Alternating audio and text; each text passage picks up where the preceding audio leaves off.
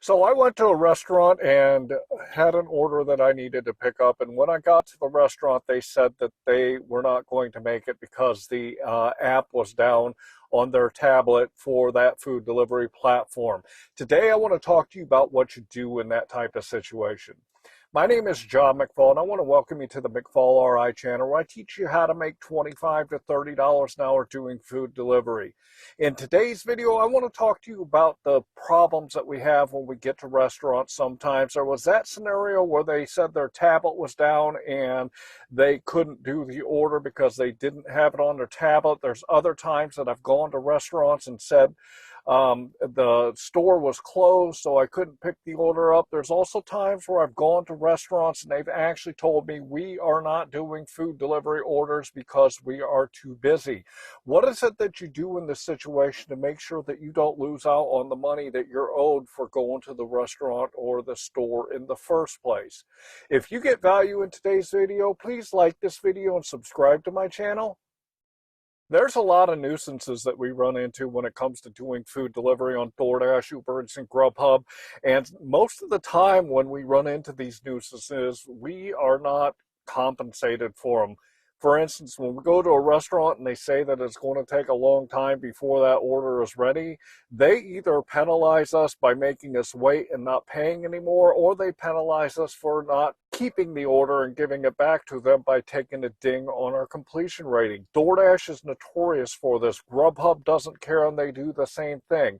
Uber Eats, I like Uber Eats in this respect because they will actually let you give an order back if the wait time is going to be excessive and not penalize you for doing that. Sometimes we have problems when we go to drop off the order and we can't find the house or the apartment that we're looking for.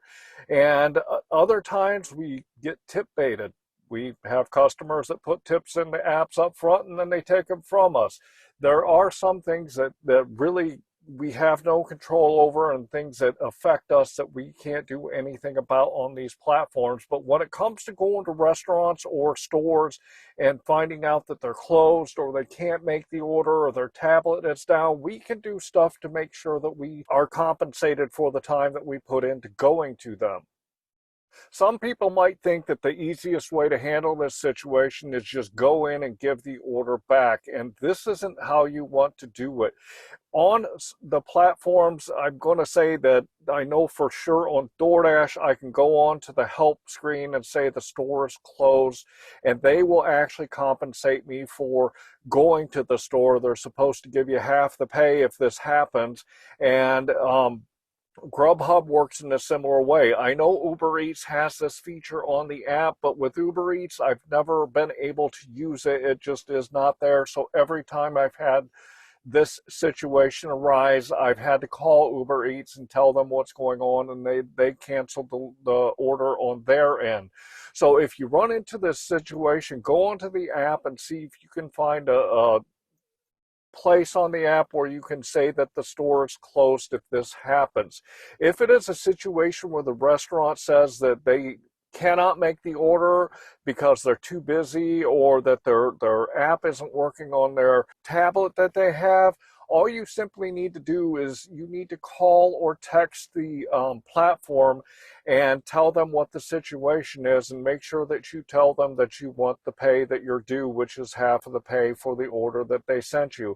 So if you run into a situation where one of these things happen, don't hesitate to get a hold of support, and most certainly do not just give the order back to the platform, because especially on Grubhub and DoorDash, if you give the order back, it's going to take a ding on your completion rating and you're not going to get compensated for it at all. So make sure you take these steps properly so that you can get compensated if you run into this problem. One other thing that I want to say about this too is, if you are in this situation and you run into a problem at a restaurant or a store, that doesn't mean that the platform isn't going to keep trying to send you orders for that restaurant or store.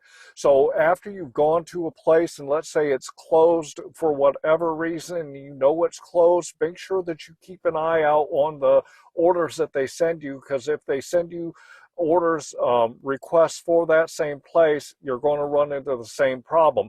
I've actually taken advantage of this a couple of times. I'll tell you, personally, I have accepted orders from that same store because they're too stupid to mark in their system that the store is closed, and I'll grab another order from that same closed store, and I'll go there again, and I'll take a picture showing that it's closed, and I'll mark it closed on the app, and I'll get paid half of the fare for driving there. I've done this a number of times, but don't be afraid to do that and take advantage of the system in that way too. You can make a little bit of money for driving a little bit. I've had it happen where I've been a quarter mile or half a mile away from that store or restaurant, and they send me another request for it, and I'm like, oh, okay, I'll accept it, and then I'll drive there and I'll mark that the store's closed again, and let them pay me for being stupid. So keep that in mind when you're out there, that if you have a store that's closed, that you want to make sure that you pay attention on the future orders that you receive that shift, to make sure that you either do or don't grab those and go to them again. Would also like to ask you, if you find value in this video, please like this video and subscribe to my channel. Finally, I want to talk to you about my metric spreadsheet. If you want to get better out there at doing food delivery, it starts by keeping track of your numbers. I'm going to throw my spreadsheet up here on the screen real quick so you guys can check it out. If you look at the left-hand side, you'll see I always put my start time and my end time. This gives me the total time that I've worked. I also put in the miles. Head to the right then, and you'll see for each individual app, I put the dollars that I've made, the time that I worked, along with the number of deliveries. Head to the bottom, and you'll see it calculates out what your average dollar per mile, dollar per hour, and your average per order.